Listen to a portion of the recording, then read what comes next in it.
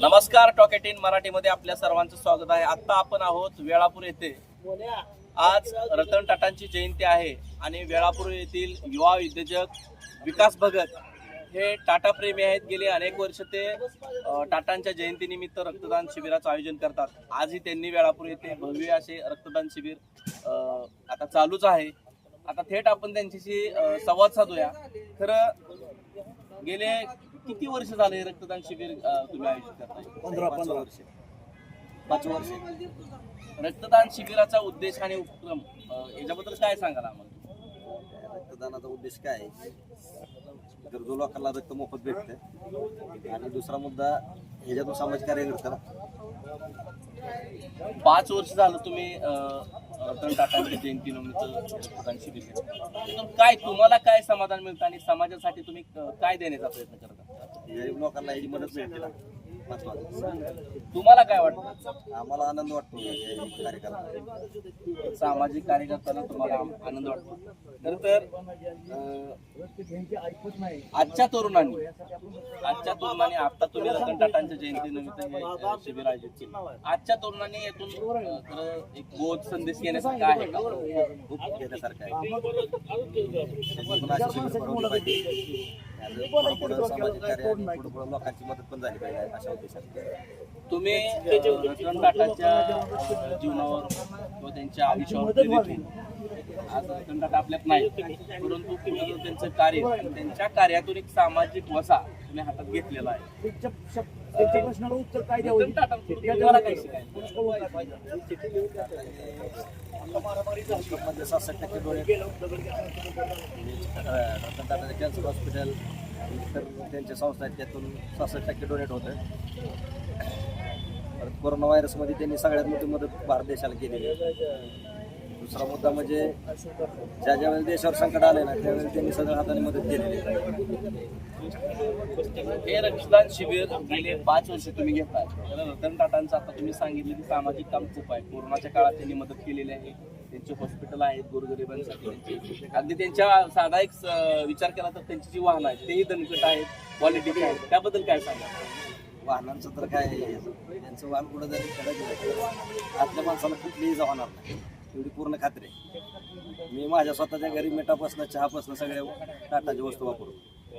टाटांच्या कोरोनामध्ये टाटा या इन्शुरन्स सोडून इतर कंपन्यांनी डेथ झालेल्या लोकांना क्लेम सुद्धा केलेला नाही.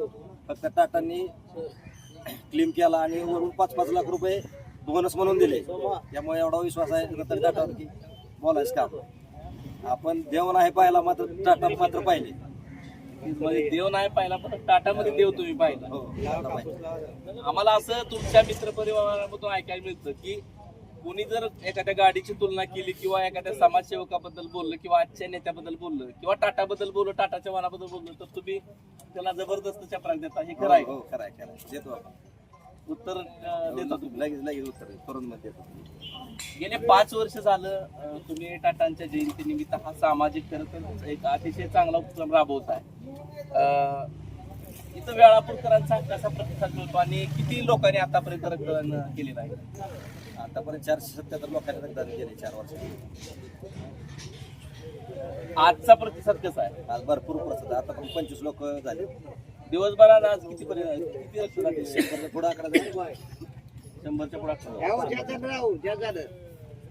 आज टॉक 18 मराठीच्या माध्यमातून इथल्या वेळापूरच्या तरुणांना, वेळापूरकरांना काय संदेश दिले? खरं तर हे रक्तदान शिबिर तुम्ही आयोजित करताय म्हणजे एखादा अपघात झाला किंवा एखादा गोरगरिबाचं पेशंट असेल, रक्ताची अचानक गरज पडली तर हे त्यांच्यासाठी एवढं मोठं विधायक काम आहे.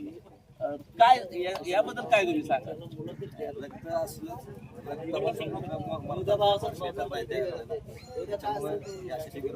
त्या लोकांची सोय होईल. पुढे होणारे ज्या अनर्थ आहेत ते टळून जातील. नक्कीच हे युवा उद्योजक टाटा प्रेमी विकास भगत आहेत. त्यांनी आज रतन टाटांच्या जयंतीनिमित्त भव्य दिव्य असे रक्तदान शिबिर आयोजित केले. खरं तर समाजातल्या अनेक तरुणांसाठी विकास भगत हे प्रेरणादायी व्यक्तिमत्व आज करताना दिसत आहेत.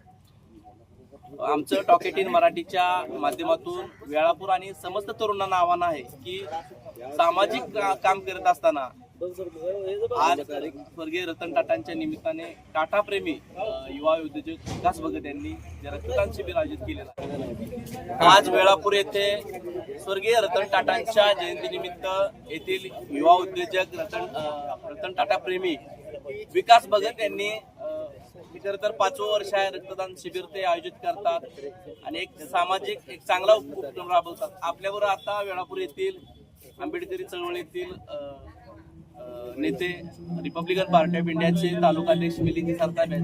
काय तुमच्या गावातले विकास भगत उपक्रम राबवतात, काय सांगाल विकास भगत या व्यक्तिमत्वाबद्दल काय सांगाल?